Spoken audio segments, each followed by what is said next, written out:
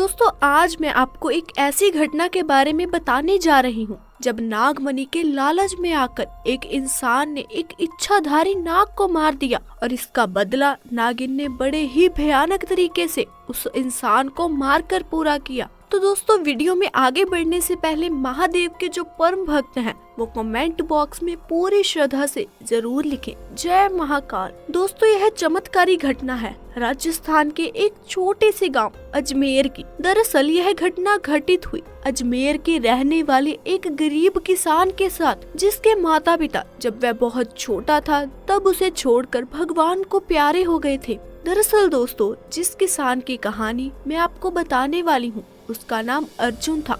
जब वो पैदा हुआ था तो उसकी माँ की जान उसे जन्म देते ही चली गई थी और उसके पिता तो पहले ही गुजर चुके थे। तब दोस्तों उसके घर के पास एक बुजुर्ग दंपति रहते थे जो कि बहुत ही गरीब थे। उस बुजुर्ग इंसान के पास एक ही खेत था जिसे जोतकर वो अपने घर का निर्वाह करता था। उनका खुद का कोई बच्चा नहीं था। ऐसे में उन दोनों ने मिलकर अर्जुन का पालन पोषण किया। जैसे जैसे अर्जुन बड़ा होता हुआ उसने खेत का सारा काम खुद करना शुरू कर दिया। दोस्तों अर्जुन बहुत मेहनती था पर एक ही खेत होने की वजह से उनकी आमदनी कुछ ज्यादा नहीं हो पाती थी। एक दिन जब वो वापस घर लौट कर आया तो उसकी बूढ़ी अम्मा ने उसे जंगल से कुछ सूखी लकड़ियां लाने को कहा। तो दोस्तों वो लकड़ियां लेने जंगल में चला गया।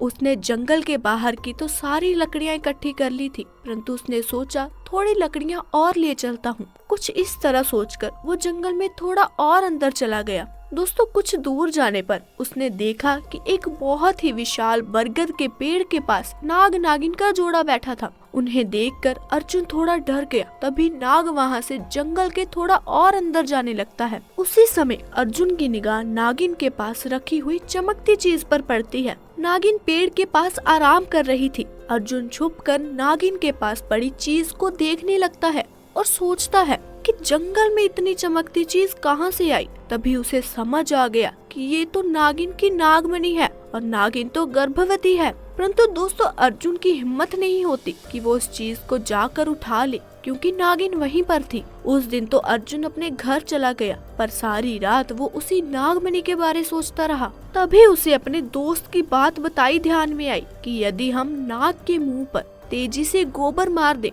तो वो बेहोश आ जाता है। तो अब दोस्तों अर्जुन ने सोचा जब नागिन अपने बच्चे को जन्म देगी तभी वो नाग को मारकर नागमणि चोरी कर लेगा। अब अर्जुन रोज अपने खेत का काम निपटा कर जंगल में उसी जगह गोबर लेकर पहुंच जाता था जहां पर वो नाग नागिन रहा करते थे। दोस्तों जिस मौके के इंतजार में अर्जुन था वो मौका आज उसे मिल गया।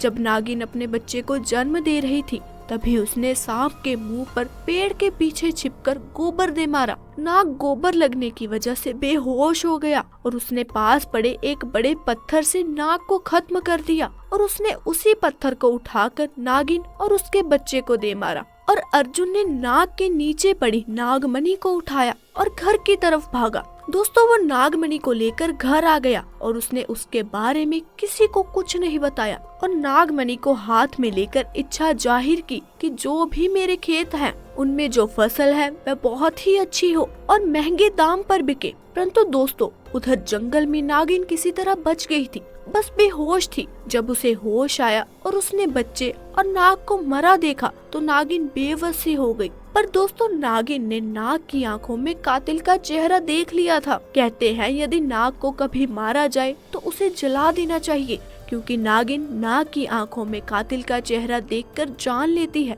कि उसके नाग को किसने मारा है। अब नागिन का गुस्सा 7वें आसमान पर था और उसके दिमाग में बस एक ही शब्द चल रहा था जो था बदला। दोस्तों ऐसा करते करते अब उसके पास खेतों की संख्या काफी बढ़ गई थी और उसने अपना घर भी बहुत सुंदर बना लिया था। बुजुर्ग दंपति भी उसकी कामयाबी पर बहुत खुश थे, परंतु बस अर्जुन ही इस बात को जानता था कि ये सब कुछ उस नागमणि का ही कमाल है। अब दोस्तों हर जगह गांव में अर्जुन का नाम था और उसे गांव का मुखिया बना दिया गया। अर्जुन भी अपना काम बड़ा ही मन लगाकर कर रहा था। पर दोस्तों नागिन अभी भी अर्जुन से बदला लेने के लिए तड़प रही थी। एक दिन अर्जुन को किसी काम से अपने गांव से दूसरे गांव जाना था। वो सुबह सुबह अपने काम के लिए घर से निकल गया। तभी दोस्तों आधे रास्ते उसने एक लड़की को बीच रास्ते में रोते देखा। उसकी उम्र महज 24 साल की होगी। अर्जुन ने अपनी गाड़ी को रोका और उसके रोने का कारण पूछा। उस लड़की ने बताया कि मेरा नाम मंजू है और सड़क हादसे में मेरे माता पिता की मृत्यु हो गई। अब मेरा इस दुनिया में कोई नहीं है। तब अर्जुन ने कुछ सोचकर बोला, कोई बात नहीं, तुम मेरे साथ मेरे घर चलो। दिन ऐसे ही बीतते गए। कुछ दिनों में अर्जुन और मंजू में कब प्यार हो गया अर्जुन को पता ही ना चला। परंतु दोस्तों यह जो मंजू थी वह वही नागिन थी जिसके नाग और बच्चे को अर्जुन ने मारा था। वो अर्जुन से बदला लेने आई थी। एक दिन अर्जुन और मंजू जो कि नागिन थी दोनों एक नदी किनारे बैठे आपस में बातें कर रहे थे। तभी मंजू बोली, अर्जुन तुमने ये गले में चमकदार सी कौन सी चीज पहन रखी है?